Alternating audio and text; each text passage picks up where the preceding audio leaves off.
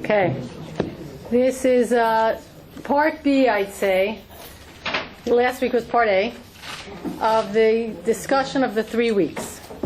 We dealt with a topic last week that needs further development because we started talking about Ra and how Ra is a creation of man, and how from HaKadosh Baruch Hu's, so to speak, perspective, or from reading how Hashem describes the world that He creates, there's no Ra. It's all Tov and Tov Ma'od. So we need to talk about Ra because we know that we said last week, the main principle that we said last week, we're not going to go back over it, we're going to develop upon it, is that the Bein HaMetzorim, this narrow place, so to speak, Gesher Tsar Ma'od, the whole world is like a narrow bridge, right? We talk about a narrow place, a place that is confined on two sides. He said this is not just the 3 weeks, this is all of our individual lives, and Jewish history can be understood through the concept of the 3 weeks. We spoke about the idea that Hashem bequeathed, so to speak, Hashem bestowed upon the world two basic forces, powers, or gifts to humanity. One is, and these two gifts are expressed through the name. Remember this? Yud, K, Vav, K. We said the letter Hey means, what does Hey mean?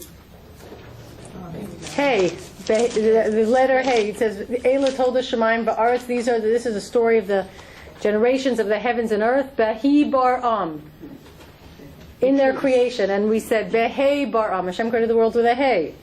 That Hey that Hashem created the world with, you find that Hey twice in Yud K Vav K. And Hey means what? The truth, the future. No, Hey doesn't mean the future. Giving, correct. Yosef said to the Mitzrayim, Hey lachem zera, I give to you seed. V'zaratem es aretz, you shall plant the land. Hey means to give. Hashem gave us two things. The first thing Hashem gave us is represented by the Yud that precedes the first Hey in Hashem's name, remember? And the second thing Hashem gave us is the Vav that precedes the second Hey in Hashem's name. We said Yud means what? These are basics, fundamentals, that's why we need to review them. What does Yud mean? The letter Yud. Remember we talked about Az Yashir? When you put Yud in front of a shoresh, it becomes, or in front of a verb really, it becomes future.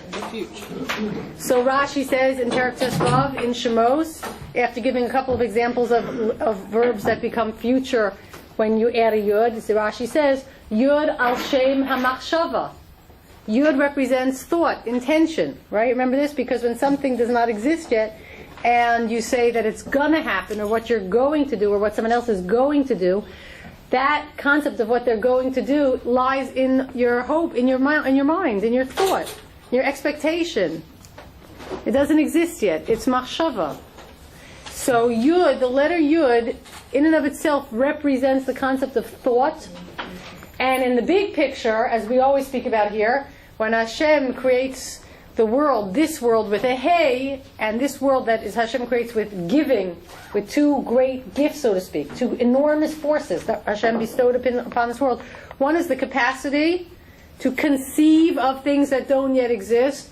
Specifically, if you want to talk philosophically / a little Kabbalistically, turning each individual person, our own patafkid, and Klal Yisrael, and eventually all of humanity, our job is to develop ourselves, to mold ourselves into what we call, famous phrase, famous term, the Tzura Sa'adam, right?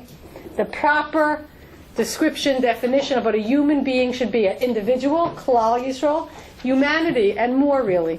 But that human beings should exist as a Tzura Sa'adam, the Adam that Hashem wants us to be. We're not born like that. It comes from conceiving of what we could become, and then making the choices that lead us towards that destination. When a person imagines that they could become an athlete, or they could become a great musician, or they could be a great lawyer, or a writer, or a righteous person, or a huge scholar, you conceive of it, you have a dream, and then you implement it. And then you get to your destination.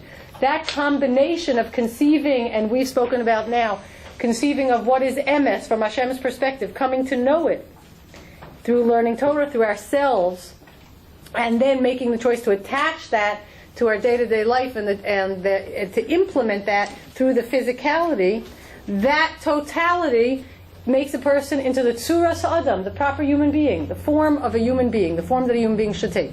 We said that in Hashem's name, remember? Yud is the capacity to conceive of great things that come from Hashem's world and the world of truth.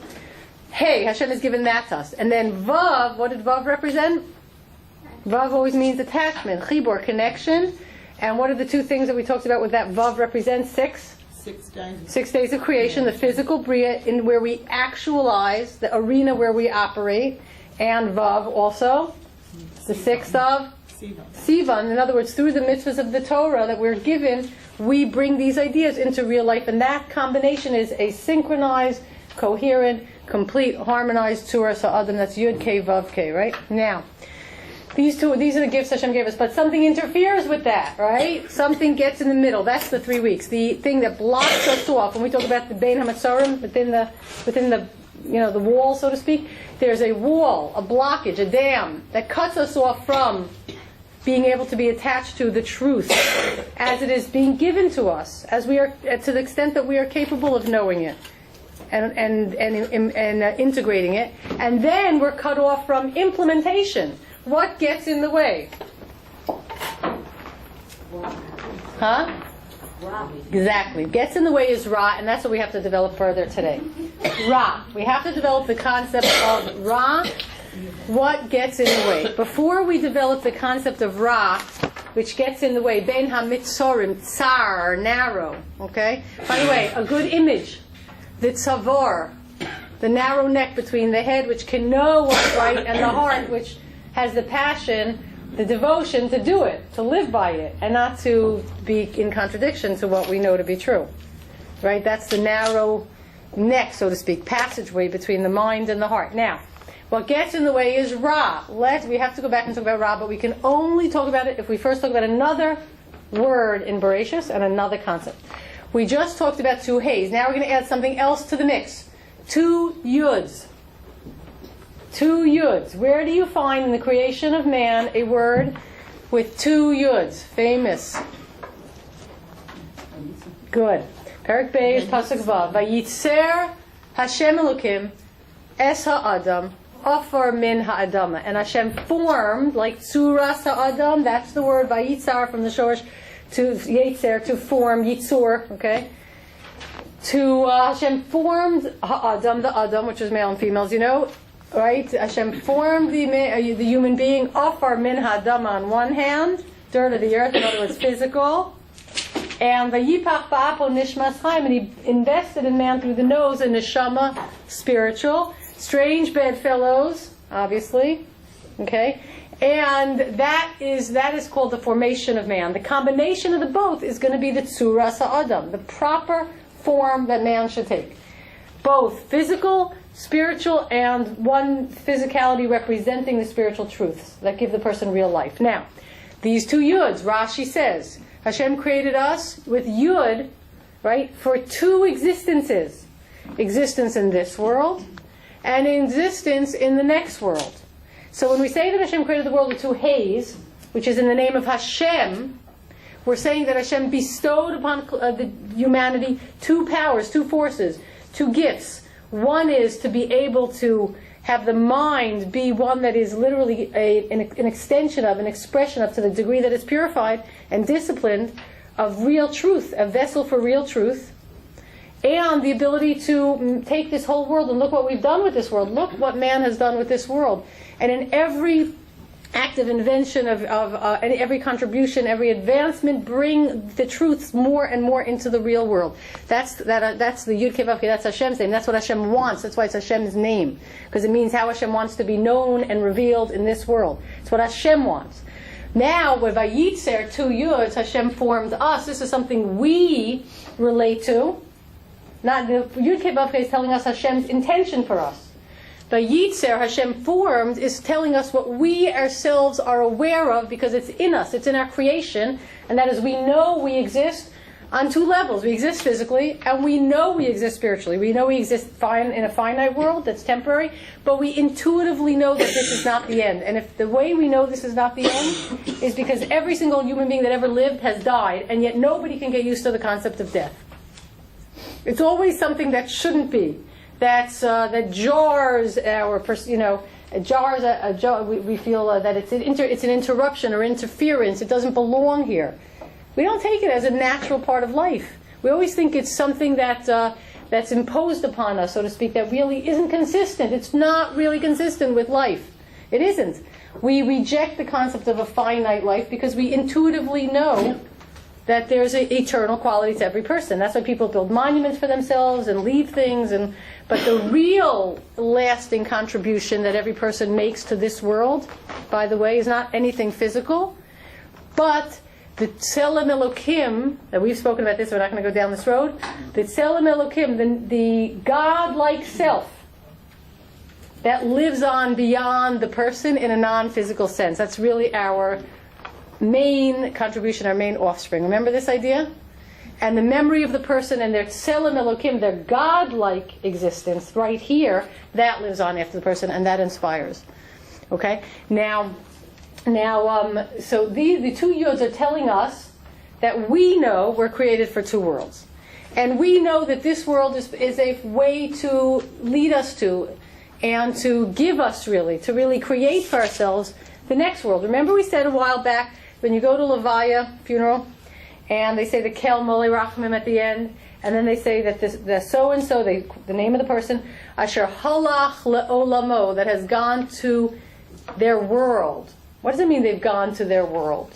Asher halach li'olamo.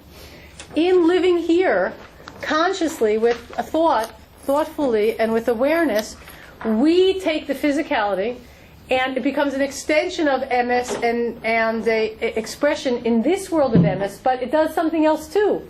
It lives on, and every choice we make, every thought we think, every word we say, every aspiration we have that's in the realm of truth and goodness and for Hashem's truth, that exists, and it creates, believe it or not, and this is getting a little Kabbalistic, a whole world. Every mitzvah you do, it lives on. Just like in this world, there's endless complexity and variety. There's 15,000 species of palm trees, right? Every little nuance of every thought is another form of some creation in the real, spiritual, eternal world. And then the more a person is engaged, the more they get to their world that they've built, that they can't see while they're here, and it's filled. It's filled with all kinds of, so to speak, plants and animals and people, whatever it is, everything that, I don't know, I'm not using the right imagery, but everything we've created here. It's a whole world full of variety and complexity that we build here. Now, that's what's supposed to happen. But again, what gets in the way? Ra. So we have to talk about it. What is this Ra? Because, as we said, now understanding the Hays and the Yuds, it's this Ra, which is represented by Shavasa B'Tamas and Tisha B'Av, right? It creates two walls. One wall cuts us off from having truth flow through us unobstructedly, like the Be'er Mayim Chaim, the ever renewing spring of living water that keeps, filling and flowing, and that's supposed to run unobstructedly to, in imagery, the field that is supposed to water. But what gets in the way? Something gets in the way, a dam, so to speak, and then the field never gets watered and thorns and thistles grow. That's a way of saying if we cut ourselves off from truth and how we're supposed to live, we interfere, Ra gets in the way, then at the other end, the life we live and the choices we make are not an expression of anything that's eternal or emes or good, but some just random expressions of our own perspective, our own interpretations, our own interests or needs of the moment. That's all it is, and it's all basically, if it just represents one person and their particular views and needs, and it's not worth that much for humanity, right? So that's the Ra that gets in the way. Okay, we spoke about it in terms of Shavasa B'Tamas and Tisha B'Av. We spoke about it in terms of leaving Mitzrayim and entering Eretz Yisrael, that it was not the same generation, interference in the middle. So we're going to talk now about Ra, but now we understand that the human being here, this, needs to make sure that this flow goes uninterrupted, that there's a chibur, a connection, right? We have a way of speaking about that, because it gets even a little bit more nuanced and a little bit more profound than just not interfering with the truth that could flow through us. Because we know this. We know something now that really is in the realm of Kabbalah, but I'm not getting into any Kabbalah, just the general conception of it. That Hashem created us, as we said, for this world and for the next world. But Hashem gave us Bechira, free choice. And that means that we make all the choices, not Hashem, okay? Whether, rather what's going to grow, so to speak, in that field. Okay, we make the choices of what's going to grow in that field. We are the creators. To the extent that we let the waters flow, so to speak, we'll get more. To the extent that we dam it up, we get less. But in the end, the choices we make are always sometimes very, very complex choices, taking into account many factors. And some of it is, there's some MS mixed in, some truth mixed in, some sheker, some falsity mixed in, some subjectivity mixed in, some objectivity mixed in, some emotions that are not managed properly mixed in, some properly managed emotions mixed in. It'll be very complicated. Nurture, nature, things we've been exposed to, habits we have. It gets very complicated how we make decisions, and therefore what we create on the other side, what actually grows from us. Okay? So here we're talking about the idea that a human being is the creator of what is produced here, the creator of their life in this world, and the creator, through their choices, of their life in the next world. We are the Borei. More than just a human being, Klal Yisrael as a nation creates realities in this world. Human beings create realities. And here's the thing. HaKadosh Baruch Hu, we know, because if this is not the case, it's not a God worth worshipping. We know that HaKadosh Baruch Hu, in the end, can ensure that the world reaches the destination it's meant to reach. On the other hand, we know that Hashem, by Yitzer, Hashem gave us creative energy. He formed us with the capacity to be a creator, to make the choices. And then there's some incomprehensible interaction between the choices we make and the inevitable, arrival at our destination, which is ultimately in Hashem's hands. That Hashem will act through the choices we make, but nevertheless we'll get to where we have to go. But it's going to be through our choices, both bad, by the way, and good. How this works is what we call the Maaseh Merkava of Yechezkel. Okay, remember when Yechezkel writes that he saw a vision of what's going on up there? The Maaseh Merkava. And nobody learns it. In fact, the halacha is one Rebbe can teach it to one student properly. That's it. You're not even allowed to teach it to two. It's all of Kabbalah comes from the Maaseh Merkava. It's an explanation of the Maaseh Merkava. The Maaseh Merkava is not like Maaseh Bereshis. We have two Maasehs, right? Maaseh Merkava and Maaseh Bereshis. Maaseh Merkava is Yechezkel's vision of the heavens, what's going on up there. Maaseh Bereshis is the description of the Bria, of the creation. Maaseh Merkava is about, well, let's break apart the word. What's a Merkava? Okay, what's the shoresh? Rechev. Okay, now a horse and a rider, or a horse and a chariot with a driver in it. Okay, let's think about the horse and the rider. Who is bringing who to the destination? The horse's legs, the horse's energy, the horse's stamina. Without the horse, where's the rider going? Nowhere. But who's really bringing who to the destination? The rider is making sure the horse gets to its destination. The horse is trained to listen to the instructions of the rider. That's in the horse and rider example. But in the human being, HaKadosh Baruch Hu example, it's much more sophisticated in terms of that it's not so simple that Hashem is just, that we're trained and obedient and we don't have choices. It's not like that. When we talk about Maaseh Merkava, we're talking about the secrets of how it possibly could be that we are the Borei, we are the creators of our personal choices. History, what happens in history, we make the choices. Hashem does not interfere. And yet, the world will end up at its ya'ad. Remember that? At its destination, which is what? A point where existence, all of humanity, is in complete recognition that there's one emes, which comes from HaKadosh Baruch Hu, revealed through the Torah, and that the Jewish people have tried to the best of their ability, at least the core of them, to represent that idea as an Or L'Goyim, and that's the only emes, that's the only way to set up life, the only way to set up governments, the only way to set up how we can function here, the only way to bring ourselves to our full potential. That will be totally recognized. That's the destination. How that works together, no human being will ever know. The strange thing is that it works through all of our choices, both good and bad. But the human being is the one that introduces the possibility that the rider will get the horse to its destination, even if the horse goes off course. It'll still end up at its destination. We introduce the fact that it won't be a straight path, that it'll go in a circuitous way, and maybe it'll break a few legs of the horse along the way and more damage, but it'll get to its destination.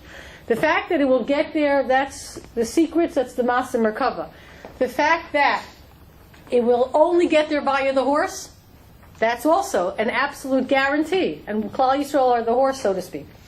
And the fact that that horse might go through a lot of pain and suffering along the way, that's really a function of Klal Yisrael allowing Ra to be introduced into the picture. Obstacles along the way. Now, let's talk about this idea of the horse and the rider, and we being the Borei, we being the creator of what happens, and Hashem acting through our choices.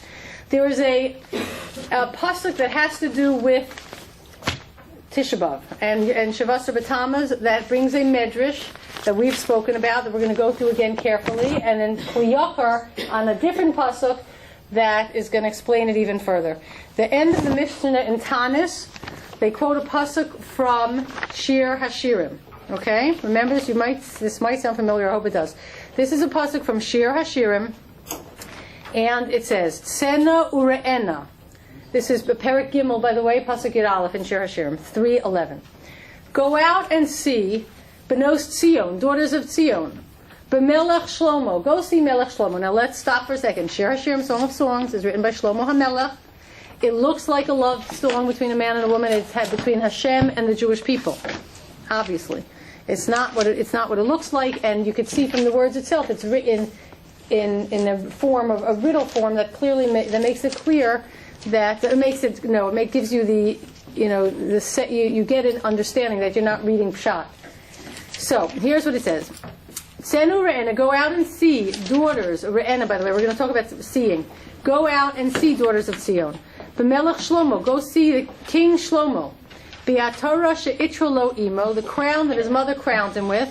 B'Yom Chasunaso, on the day of his wedding. U'B'Yom Simchas Libo, and the day of the happiness of his heart. That's the pasuk in Shir Hashirim.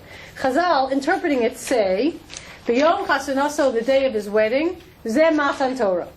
What's the problem? Go see the crown that Shlomo's Melech crowned him with on the day of his wedding. We're talking about not Shlomo and his mother and a crown. We're talking in a metaphorical way. We're talking about the Yom Chasanasa, the day of his wedding, means Matan Torah. So we're talking about Klal Yisrael, Hashem, and on the day of Matan Torah. But what's the problem here? How do you know it's not talking about Shlomo? What's the first obvious proof it's not talking about Shlomo? He wasn't alive at Matan Torah. Okay?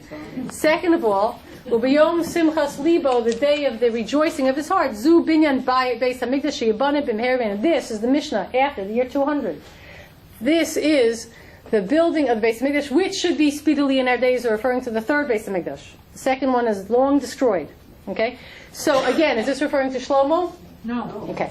So who is this referring to? So it's very simple. First Rashi in Shir Hashirim. Shir Hashirim Asher l'Shlomo. We were told right away Shlomo is writing this in metaphor terms. Shlomo doesn't mean Shlomo. Hamelech Shlomo means Hamelech Shahashalom Shalo. The king, that peace is his. We're talking about Hashem. So this is talking about Hashem. Now let's read it again. Go out and see daughters of Tzion. B'Melech Shlomo. Go see Hamelech Shahashalom Shalo. Go see Hashem, the one whose peace is his. B'Atorah she'itra lo imo. The crown his mother crowns him with. On Matan Torah, and eventually in the third Beis Hamikdash when it will be rebuilt. Who's Hashem's mother? That is crowning Hashem with a crown at Matan Torah and in the third Beis Hamikdash when it will be rebuilt. Right? Issue. Okay. So, this is solved a long time ago. Rav Shimon Bar Yochai told us what this means. Okay, so here's a medrash in Shir Hashirim. So, Rav Nechunya said, Rav Shimon Bar Yochai asked Rav Elazar ben Rav Yossi, perhaps you heard from your father what the meaning of this is upon the crown which his mother crowned him? Right? This is going back to Rav Shimon Bar Yochai and said, what does this mean? They're trying to interpret Shir Hashirim. As 2,000 years ago, so now we know what it means. We've known what it means for a very long time now. Perhaps you heard from your father what this means. So he replied, Rav Elazar ben Rav Yossi says, yes, this is a mashal of a king who had an only daughter of whom he was very fond. He loved her so much, he was looking for a way to express that love. He called her my daughter, as it says in Tehillim, which we will go into in a minute, 45:11, Mem Vav, 45 46, Mem Hey Yud Aleph, Shimi Bas, listen my daughter, Uri and see, Vahati Aznech, and let your ears hearken, so to speak. Again, by the way, listen and see. Remember, go out and see. There's a lot of seeing. See my daughter and let your ears hear. Then he loved her so much, he was looking for a way to express his love, and he didn't find a proper expression until he called her my sister. As it says in Shir Hashirim, where this pasuk is coming from, Perek Hey pasuk Beis, Pischili, open up for me, Achosi Rayasi, open the door for me, my sister, my beloved friend, like Reim Ahuvim, Rayasi, Reya, which we're going to talk about also. This is a very important word. He called her my sister, my beloved. And then he loved her, his daughter so much he wasn't satisfied until he called her my mother. And he brings a pasuk in Yeshayahu, Hakshivu Elai Ami, listen to me, my nation, Ulaumi, and there it's spelled with an aleph like Ima, Elai Hazina, to me listen. Okay, so he called, Klal Yisrael brings a pasuk where Hashem talks to Klal Yisrael as my mother. Okay, so when Rav Shimon Bar Yochai heard this, he stood up and kissed him on the head, and he said to him, if I had only come into the world to hear this, it would be enough. What is this chazal? What does Rav Elazar ben Rav Yossi explain to Rav Shimon Bar Yochai? So clearly what this is beginning to tell us is that HaKadosh Baruch Hu has three different relationships with Klal Yisrael. Okay? And remember, we're thinking about Klal Yisrael as the Borei, as the creator, as the horse with its own independent choices that in the end somehow are going to be either way bring us to our destination. Okay? But the Bechira of the horse is real Bechira. Okay? And not, and that somehow HaKadosh Baruch Hu set it up this way, that he's in a sense beholden to the horse, dependent on the horse to get to where he needs to go. Okay? So what's the difference between my daughter, my sister, and my mother? We're talking about different degrees of, not love, think, what is a father and a daughter? Attention. What type of relationship it is? What's the dependent on the father. Dependency. Who is in charge? Let's talk about this from who's in charge. Father to daughter, the father's in charge.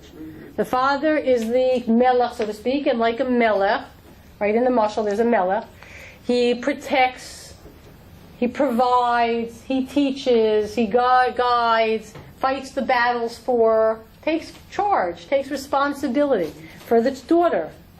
That's the first relationship. What's my sister, my beloved sister, wife? There are interchangeable ideas in this case. Equals. Clearly equals, sharing responsibility. And what's my mother?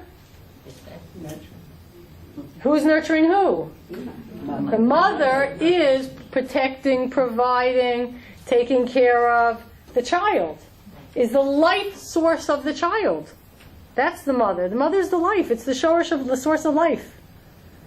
The child is completely dependent on the mother for its life. So now we're saying that Rav Shimon Bar Yochai is hearing here that HaKadosh Baruch Hu there is in a relationship with Klal Yisrael, as depicted in this by Shir Hashirim, is telling, go see Hashem, the crown that his mother crowns him with at Matan Torah and at the ultimate third dais Rishlishi that will be built. The mother is crowning her son, so to speak, Hashem.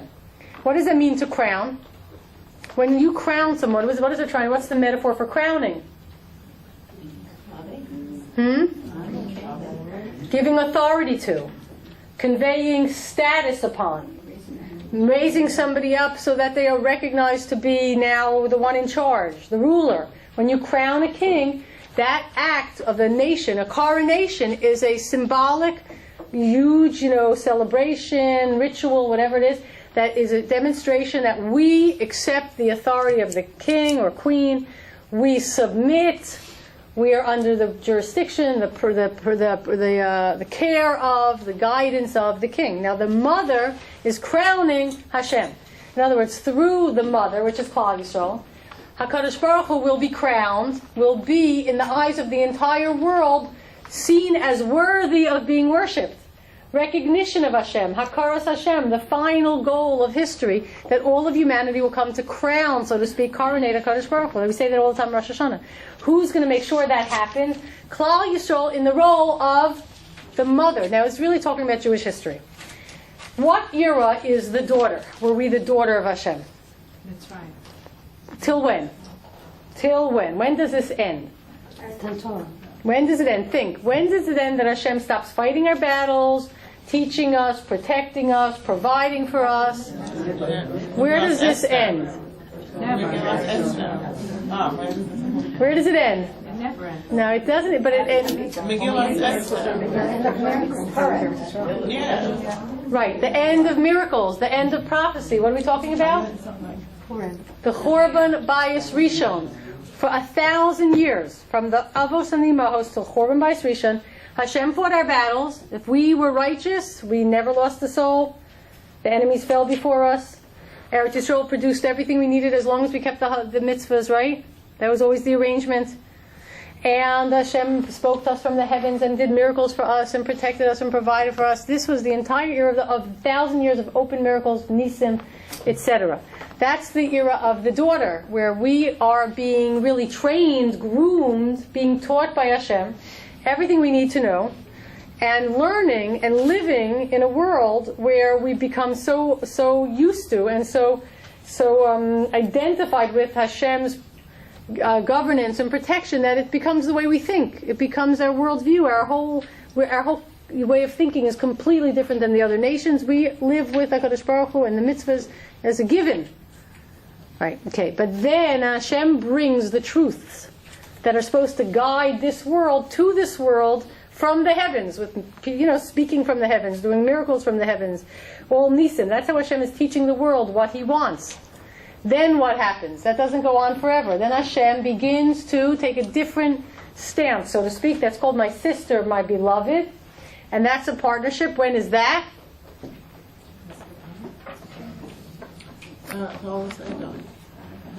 When is a partnership? Where we have to bring those truths to the world ourselves, but Hashem also helps us in a basically half-open way. We're past the Chorban Bayis Rishon. Now we have to go to the next era of Jewish history. We're past the Chorban Bayis Rishon. We're past the destruction of the first temple. So what's next? Hester Panim.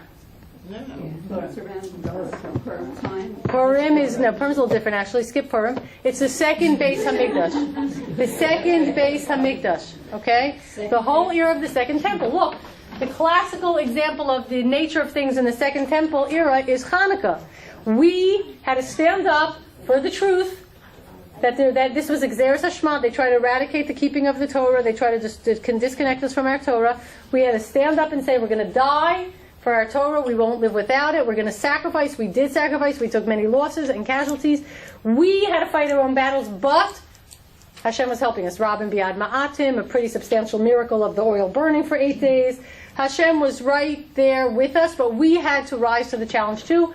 Those 400 years are Achosi, Rayasi, my sister, my wife. When did that change? And what is the last 2,000 years? The mother. HaKadosh Baruch Hu retreats, so to speak. It's not a retreat. No more nevuah, no more miracles, no more speaking from the heavens, no more fighting our battles, no more providing for us miraculously, not even openly helping us along when we fight on Hashem's behalf. Not even necessarily there to make sure we win. We're moving more and more and more into the era of the mother, where the child, so to speak, HaKadosh Baruch Hu, says, you do it for me. And I'm just a child. If you're not going to do it, so to speak, it's not going to happen. And that's the era of the last few thousand years of Gullus, where Hashem puts the ball squarely in our court and says, if this world will know anything about Hashem and the truth and the mitzvahs and what Hashem wants from this world is only going to come through Klal Yisrael, and I'm stuck, so to speak. I'm the horse, I'm the rider on the horse. If it won't come through Klal Yisrael, it won't come. It must come through Klal Yisrael. And if it takes a long time, and it takes this tortuous route, well, that'll be how it is. That's Klal Yisrael's decision. You're the Borei. You make the decisions. But I have no options. I will only be known to the extent, or crowned, to the extent that Klal Yisrael are going to crown me. Now that is the greatest act of love that's conceivable, that Hashem, who can do anything, will bound himself, so to speak, to an arrangement that it will only be known through Klal Yisrael. The world will only achieve its destination through Klal Yisrael, and that means even our bad choices. Even through the Ra. So now, this being the case, by the way, this is... the Kli Yakar brings this down when Hashem says to the Jewish people before He gives them the Torah, the famous pasuk, "Ve'esa eschem al kanfei nisharim," I carried you on wings of eagles. "Ba'avi eschem elai," and I brought you to me. And that's the end of the pasuk. "Ba'avi eschem elai," I brought you to me. Missing the last couple words of the pasuk. Hold on. Somebody quickly look it up. Perek Yutes pasuk Zayin. I got it here. Hold on. Perek Yutes pasuk Zayin and Shemos.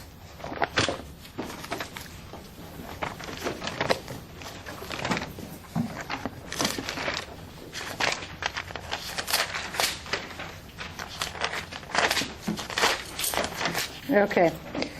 Now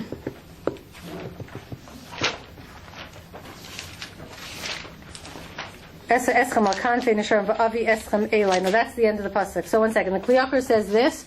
He brings this medrash that we just talked about. He said it's not talking so much, don't think about it in terms of love, thinking about it in terms of memshala, who rules, who is the one in charge.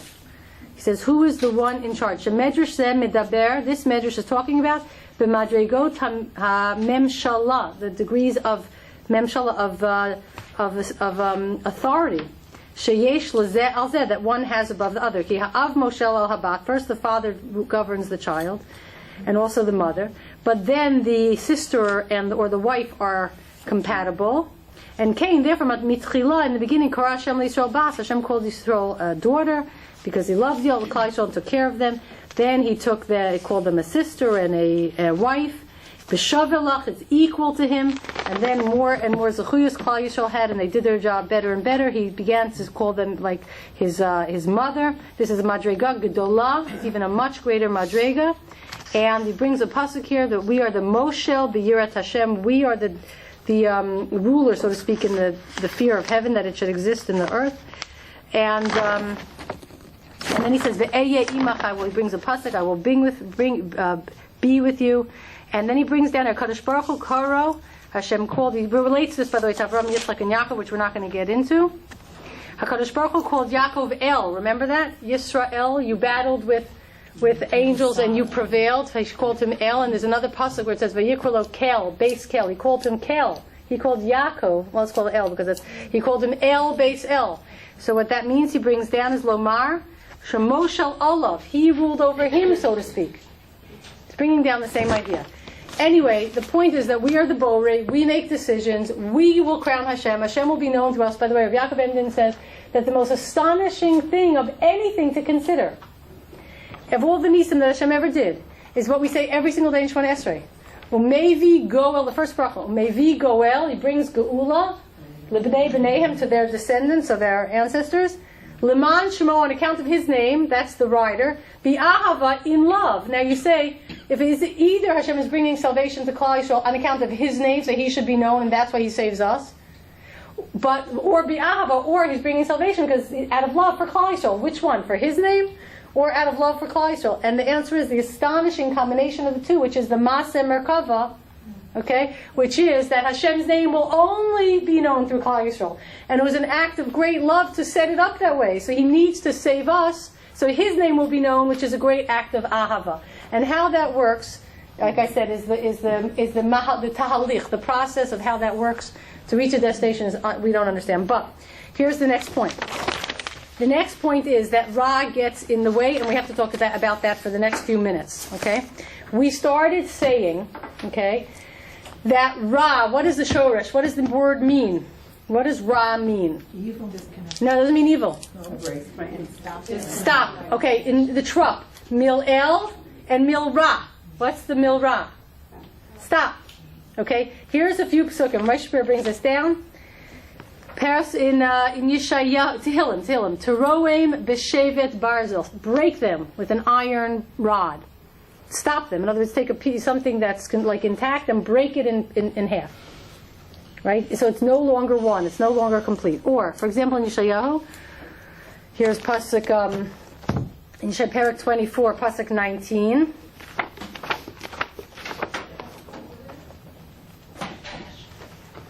By the way, you know this Yeshayahu that I'm using?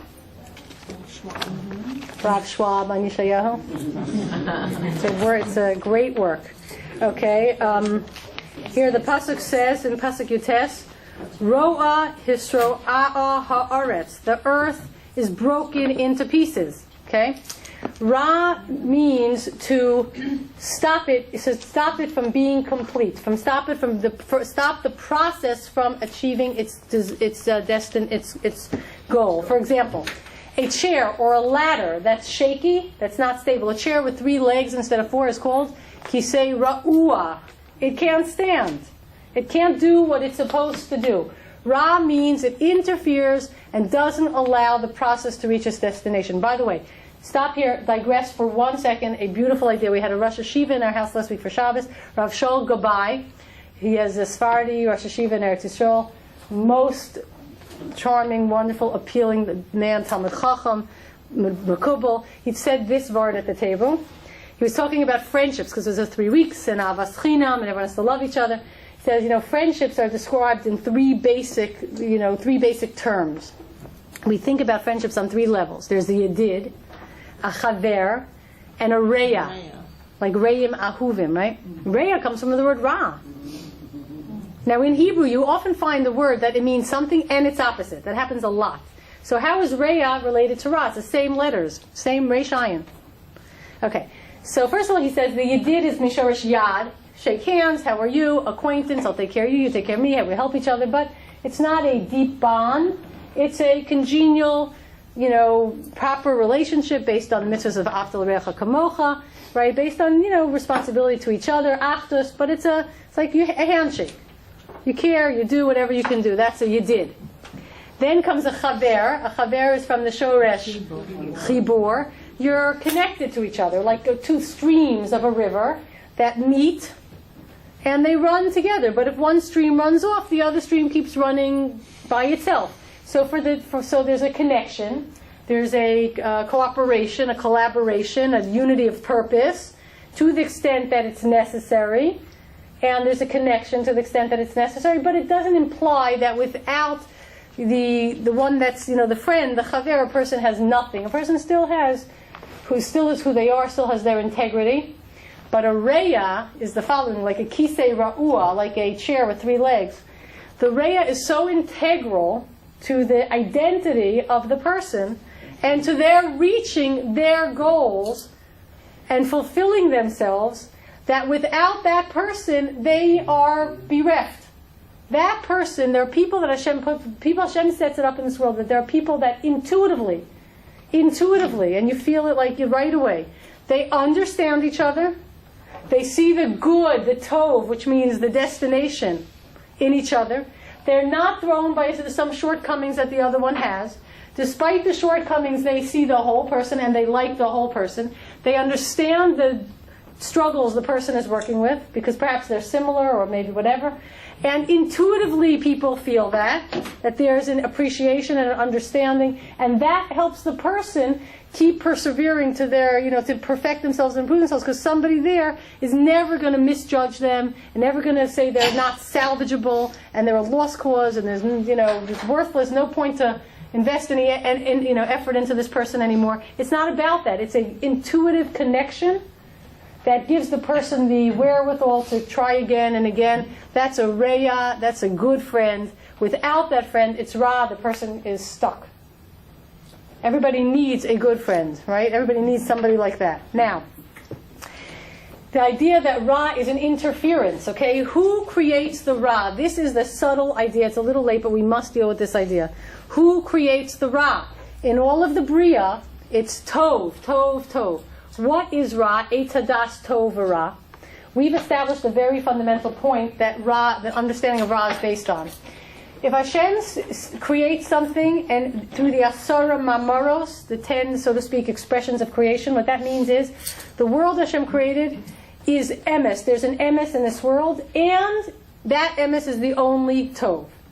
To imagine that there's something other than that emes, to imagine a sheker, and instead of realizing that that sheker doesn't exist, it's a fantasy, because the only thing Hashem ever created is the emes, and the emes is tov, then to take a sheker, as we spoke about, take something that doesn't really exist and view it as good, that is is a creation of, an introduction of a illusion, a false concept of existence that does not exist. But guess what happens? When we conceive of that false existence, we actually give it life, and actual bad, what we call bad things happen. For example, here's an example we give.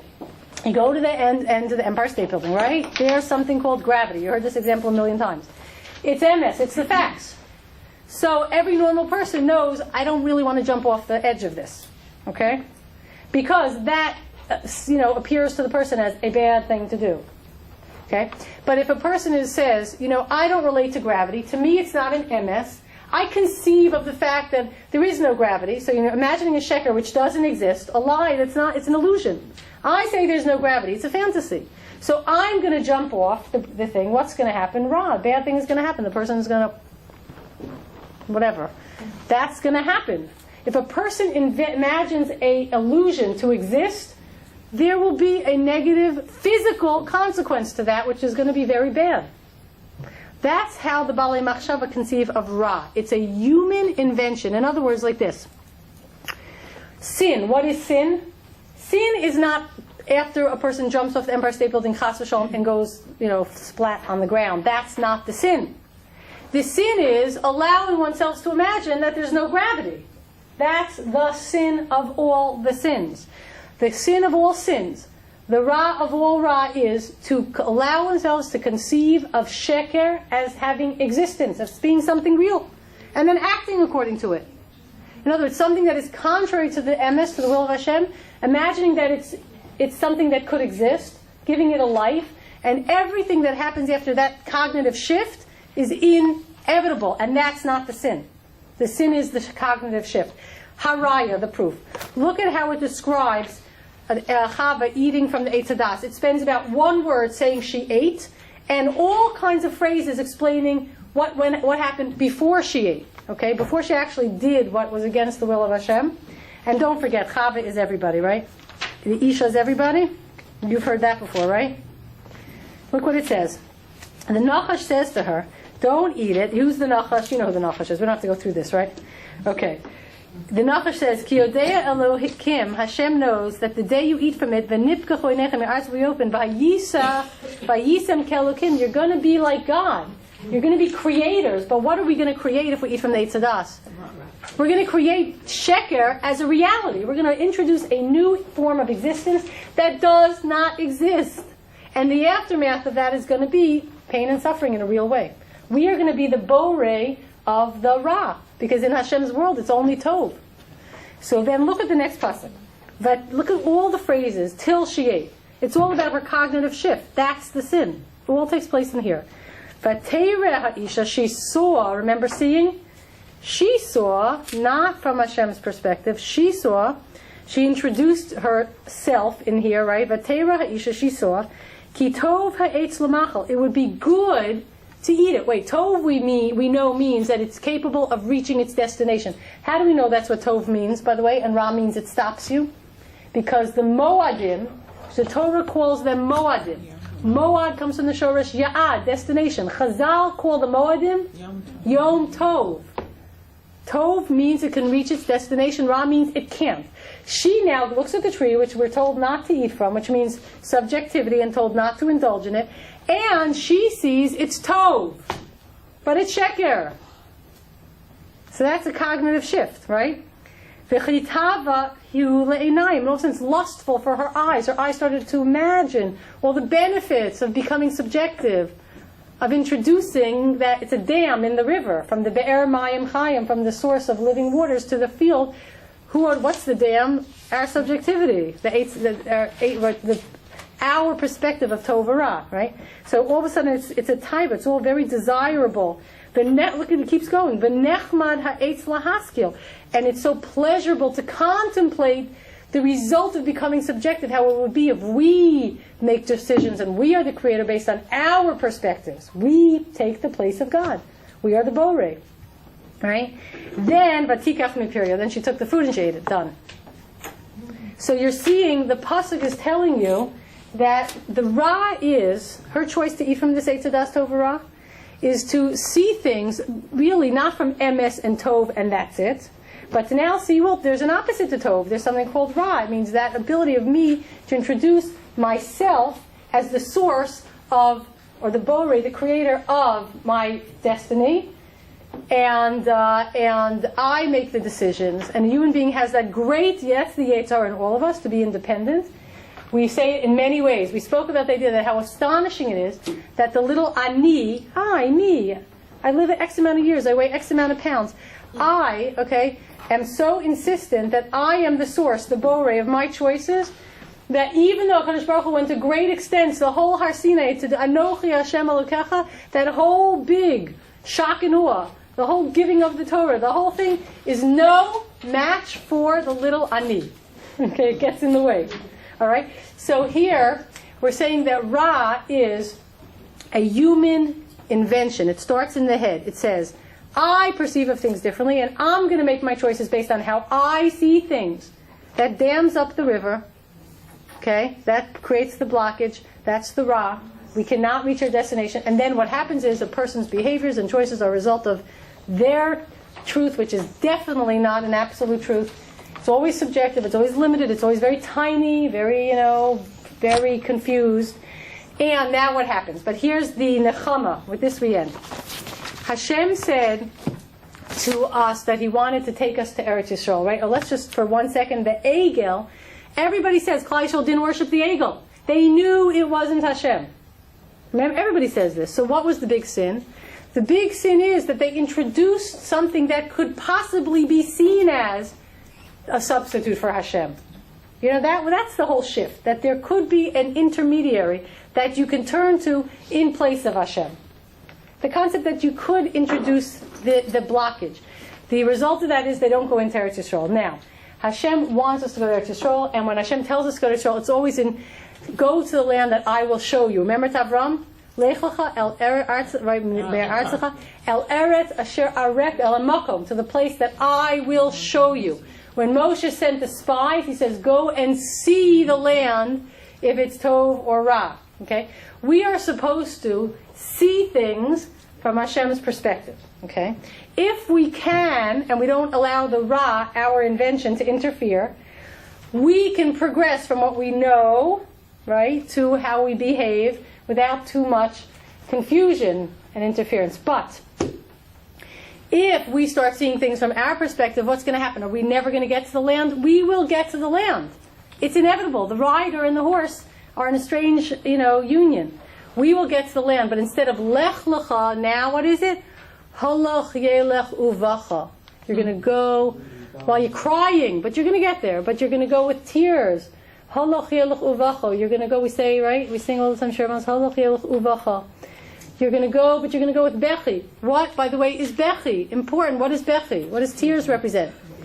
The Gemara explains it comes from the shosh bechi is related to the word which you see in Yetzias Mitzrayim when nevuchim heim ba'aretz, and the messengers come running to Paro. They're all lost and confused in the land. Confusion. You will get there, but through so much confusion. But don't worry, we will get there. There's no question about it. It's the land that Hashem will show us. Our eyes will be open, but we're going to get there through such a tortuous path. Tortuous meaning convoluted and painful. but we'll get there. Even through the terrible choices we make, HaKadosh Baruch Hu will bring us to where we have to go, that's for sure. The Ra will not take us off track indefinitely, just make the process that much more, stops and starts and tikkuns along the way. But inevitably we get there, and because we automatically, inevitably get there, we end with this idea. Rosh Chodesh Av, okay? Rosh Chodesh Av is a Rosh Chodesh. Rosh Chodesh is called a Moed, and the reason Rosh Chodesh is called a Moed is because of Rosh Chodesh Av. We won't go into this today, maybe next time. Rosh Chodesh Av is the source of the idea that Rosh Chodesh is a Moed. Rosh Chodesh Av is a Moed. Moed means it's getting you to your destination. Even the Chorban, even the Gullus. That's the Ra. That's the horse breaking his leg and everything along the way and going this way and that way. But it's going to be a Moed. It's going to get you to your destination. There is no other option, because Hashem will only be known through that, through our achieving that end. So we keep going. We have an element of Nechama built in to Rosh Chodesh Av already, before it even starts. Okay. Amen. Have a good week, everybody.